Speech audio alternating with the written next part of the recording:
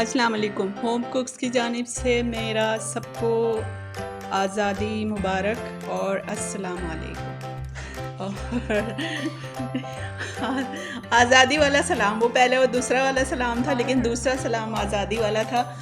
तो आज़ादी वैसे तो हासिल हमने कितनी मुश्किलों से किया ये तो पता ही है, लेकिन ये ज़रूरी नहीं है कि आज़ादी बनाने के लिए हम उसमें वन व्हीलिंग वगैरह करें और कोई ख़तरनाक खेल खेलें।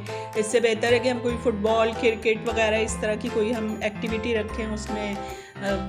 ये एक हेल्दी एक्टिविटी है। तो खैर चलें, हेल्दी वो ज़हनी हेल्दी और ये जिस्मानी हेल्दी मैंने रेसिपी बनाई है। ये मैंने एक बनाना तो था कल, लेकिन आज हमने 14 अगस्त को ही ये बनाया है। तो देखें, आइए देखते हैं कैसे बनाते हैं। और मैं आप मेरे साथ रेसिपी शेयर कर रही हूँ मैं आपके साथ, और आप भी इसको टेस्ट करें, बनाएं और लाइक करें, सब्सक्राइब करें मेरे चैनल को और बहुत ज़्यादा शेयर करें।